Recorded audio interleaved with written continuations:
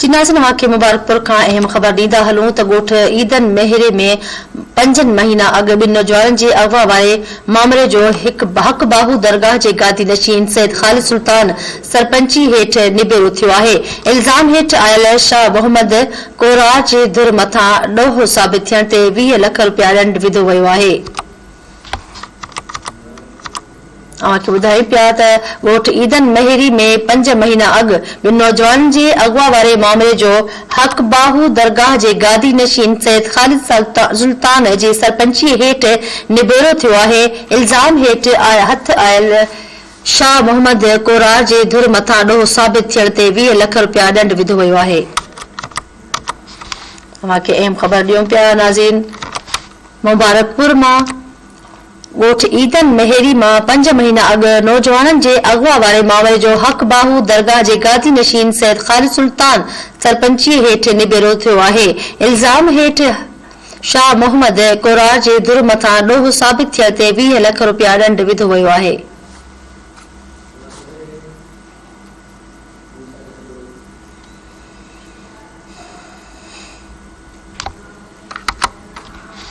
ॿुधायूं पिया मुबारकपुर मां ॻोठ ईदन मेहरी मां 5 महीना अॻु ॿिनि नौजवाननि जे अगवा वारे मामले जो हक़ बाहू दरगाह जे गादी नशीन सैयद ख़ालिद सुल्तान जी सरपंची हेठि निबेरो कयो वियो आहे। इल्ज़ाम हेठि आयल शाह मोहम्मद कोरार जी धुर मथां ॾोह साबित थियण ते 20 लख रुपया ॾंड विधो वियो आहे।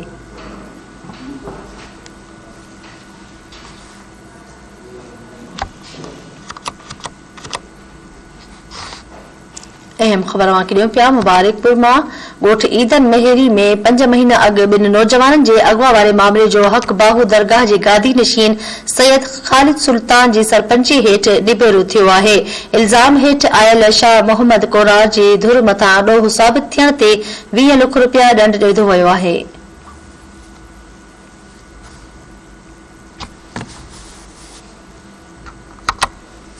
अहम ख़बर ॾियूं पिया मुबारकपुर मां ॻोठ ईदन मेहरी में 5 महीना अॻु ॿिनि नौजवाननि जे अगवा वारे मामले जो हक़ बाहू दरगाह जे गादी नशीन सैयद ख़ालिद सुल्तान जी सरपंची हेठि निबेरो थियो आहे।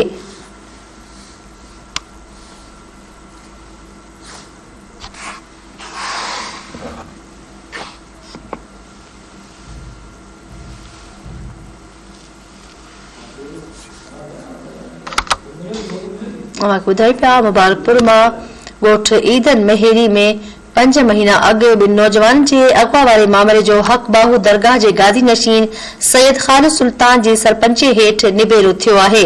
इल्ज़ाम हेठि आयल शाह मोहम्मद कोरार जे धुर मथां ॾोह साबित थियण ते 20 लख रुपया ॾंड विधो वियो आहे।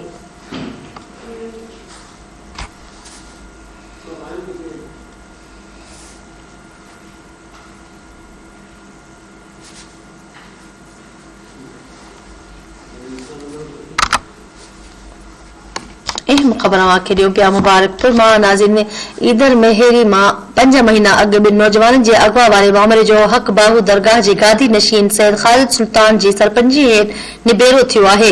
इल्ज़ाम हेठि आयल शाह मोहम्मद कोरार जे धुर मथां ॾोह साबित थियण ते 20 लख रुपया ॾंड विधो वियो आहे।